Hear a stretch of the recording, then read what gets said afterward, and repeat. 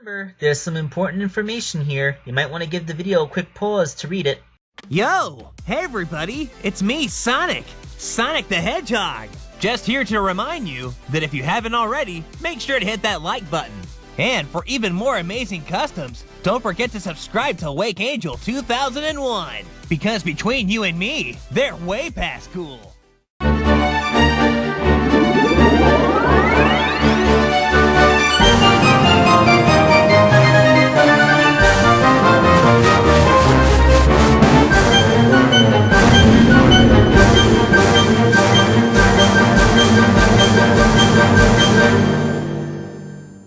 Hello my friends, this is Wake Angel 2001 coming at you with a custom of E102 Gamma. This is based off of a 3D model that was uploaded to Tinkercad by May and Kirby. After having some success making his crab meat figure, I decided to go with a more complicated model. And this had quite a few parts and was spread across 2 documents because there's a lot of pieces in there. And I barely had the patience to wait for the thing to render. I cannot imagine the amount of time that he put into actually making this thing. But it is publicly available, so if you want, you can go to Tinkercad, look him up, and download his model along with a whole bunch of others. I will be here to show you how it will look when it's completed. But first, I feel that E102 Gamma is worth telling the tale of. I hope that everybody watching is basically familiar with the story of Gamma, but Sonic Adventure did come out over 20 years ago, so there might be some of you too young to remember. E102 Gamma is one of the first instances of a rogue badnik in the video game stories. He was built by Dr. Eggman to serve aboard the egg carrier as one of its crew, and either through magical intervention by Tikal when he came into contact with Froggy, who was possessed by Chaos's tail at the time, or perhaps because the animal that was inside of him was a Flicky, which is known to be slightly magical and have more intelligence than your average woodland creature, who also happened to be related to a small Flicky that had befriended Amy Rose in the game, had given him a sense of consciousness and a conscience. He realized that serving Dr. Eggman was the wrong thing to do and went and made it his personal mission to destroy the other members of the E100 series, all of them very powerful badniks who could put up a good fight against Sonic individually if they had to, and altogether they might actually have defeated him if you think about it. But I digress. He met his end when he faced off against the first of the E100 badniks, E101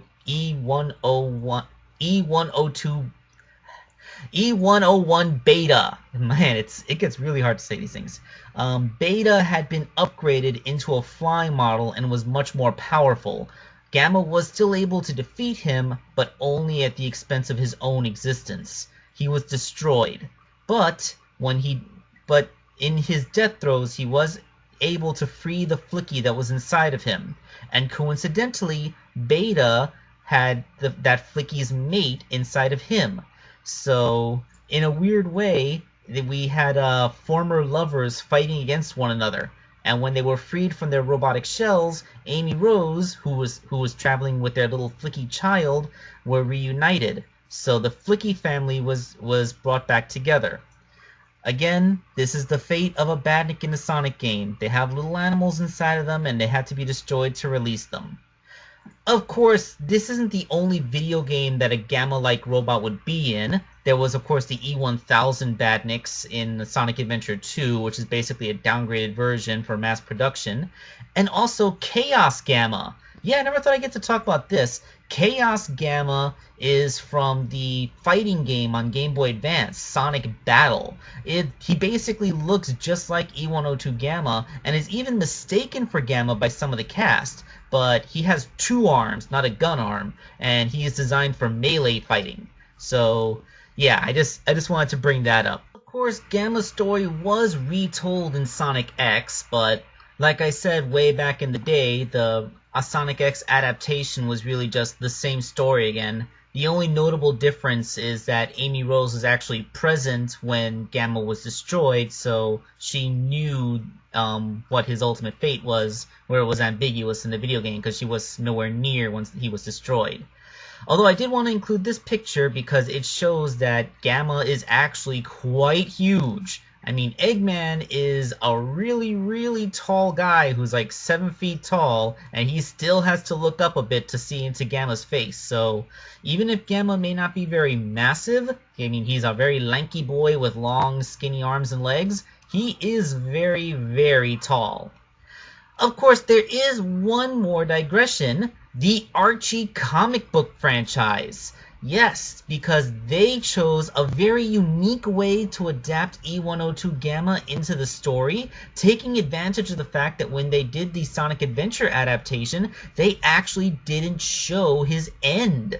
So they were able to end Gamma's story on their own terms and have it feed into Omega's. So, Gamma was introduced into the comic book, well, I should say reintroduced into the comic book in issue 3 of Sonic Universe, which was the Sonic Universe's first arc, the Shadow Saga.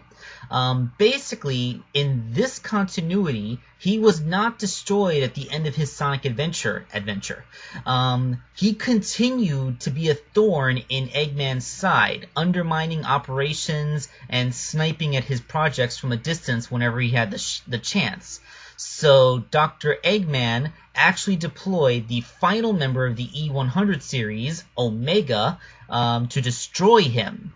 Now, as we all know, Omega was introduced in Sonic Heroes. He had been placed in storage, possibly because of Gamma's rebellion, and when Rouge accidentally activated him, he had a chip on his shoulder. He was upset at Eggman for having been shelved instead of getting to show off his potential, and vowed revenge against Eggman, wanting to destroy all of his creations to prove that he's worth something.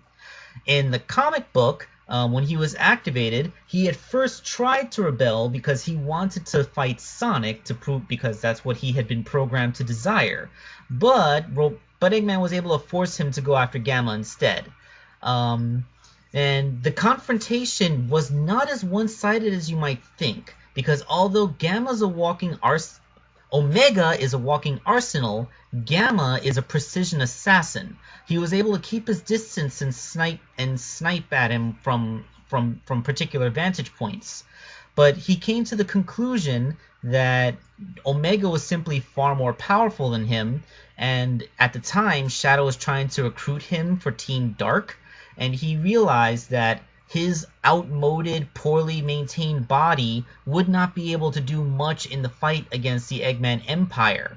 But Omega's super powerful body would be able to do a lot. So he confronted Omega directly, and I gotta say, this image kind of really throws off the scale because it makes Omega look like he's huge compared to Gamma. But in fact, we all know that Gamma should be significantly larger than Omega, at least taller. I mean, I wouldn't say that Omega doesn't have more mass. He's obviously more massive, but he's nowhere near as tall, is what I'm trying to get at. So while Omega was charging up all of his weapons to destroy him, Gamma was able to do a final data transfer. Now, this is not cheating, because Omega in the comic books is not Gamma with a new body. Although it is interesting to note that very briefly, Gamma's consciousness did overwrite Omega's, but this was only a temporary affair, because what Gamma had transferred into his brother Omega was his sense of purpose, his individuality, willpower. He basically gave Omega his soul, and his consciousness faded away within a few minutes, allowing his brother to take control of his own body back once he had integrated all of the data. But armed with a new sense of conscience and I'm assuming an amalgam of Gamma's own memories and life experiences, Omega was able to realize that he should be allied with the resistance against Dr. Eggman. And this is how Omega became an ally to Shadow in the Archie Comics continuity. This also explains why, although he's not outright as destructive, he isn't exactly a hippie. Like, Omega takes great pride in destroying things. It's just that he chooses not to destroy the fleshy things, as long as they stay on his good side for the most part. But yes, I really do like this end that they gave to Gamma. It actually has much more of a passing on of the torch than his ignominious end at the end of Sonic Adventure did. But it's a really good humanizing aspect of the story.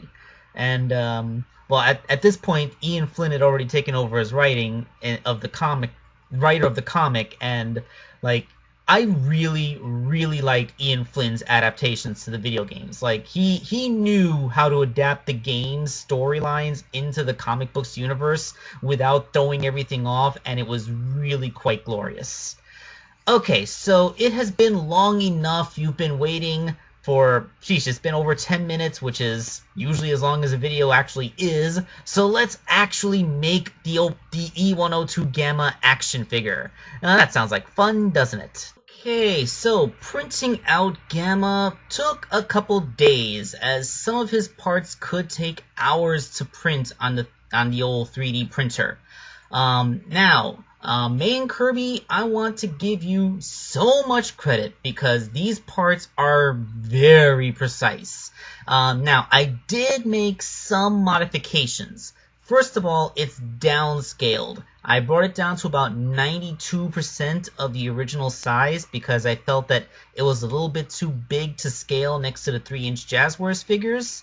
And I also removed all of the ball joints that were in the 3D model. This is because the PLA type plastic that my printer prints in can't do ball joints. If you try to push them together, all you're going to do is snap them. Like, I've tried it before, doesn't work. However, all the swivel joints actually work fantastically. The shoulders, the hips, the neck, they're all the swivel joints, and somehow he managed to machine them precisely enough that they could go in and they actually function. Now, I did put a little bit of craft foam in the shoulders and hips as extra friction insurance, but on a technical level, they actually went in and held up perfectly fine, despite the fact that the type of plastic my printer makes doesn't normally do well with moving parts. So that's all of your credit, man. May and Kirby's precision in actually making this model is just fantastic. I mean, considering that Tinkercad is practically the MS Paint of 3D modeling programs, like, it's all the more impressive. Now, as for what I would actually use for ball joints, that's where the Mega Construx Ekans comes in. I love this thing. Mega Construx Ekans is just basically a $10 kit that has like over a dozen ball joint parts in it. Like, it's just so useful for whatever you want that needs small ball joints, and they are so perfect. And you know how perfect they are? For most of the parts in this Omega figure, I was able to just push the ball joints in where the original Tinkercad joints were supposed to go, and they fit. Like, this is 100% pure coincidence. Of course, I did downscale it, so they probably would have been too small if I printed it the full size. But I'm just saying, like, at 92% of whatever the model scale is in his Tinkercad, these Mega Construx ball joints fit perfectly. And I would use 20 of these joints. Yes. Gamma has a lot of joints. He has ball joints in his ankles. He has 2 ball joints in each segment of his leg. He has 2 more ball joints that go into the parts of his leg, and a lot of ball joints. Now, as for his legs, you know how he has like the red bit, and then there's that silver pole, and then more red bit. I printed out the poles without the ball joints. My original intention was to stick the ball joints onto the ends of them, but when I did this, I found that they were way too long. Like, they made the figure look out of proportion, so instead, I just took the two ball joints and connected them end to end directly like this, with a little bit of epoxy in the middle to hold them up. This, done for both the arms and legs, allows him to have the leg in the proper length and proportion, and he can fold up and do all of his gamma stuff that he does, and it doesn't look weird or out of place. So yeah, that's how the legs and arms worked. So with that being said, let's take a look at the completed Omega figure, at the completed Gamma figure. I'm sure you guys have been waiting long enough for that. So here it is, the complete E102 Gamma figure. Of course, my exceptional paint job plays into how fantastic this thing looks, but really, the model work of Main Kirby cannot be downplayed. This thing is amazing. It is super accurate to the in-game model, and it's just pretty darn awesome. It's actually really quite toyetic.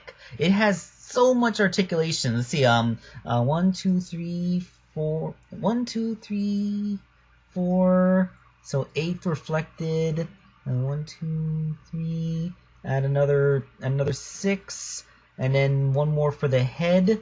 So 8 plus 6 is 15. There is 14. There's 15 points of articulation on this thing is what I'm trying to get at. Jeesh, I don't know why I cannot do the talking. So yeah, 16 points of articulation, 5 of which are actually provided by the swivel joints of the model itself and the rest of the ball joints. And he can even do the thing where his legs fold up so he can roll around his wheels at a higher speed.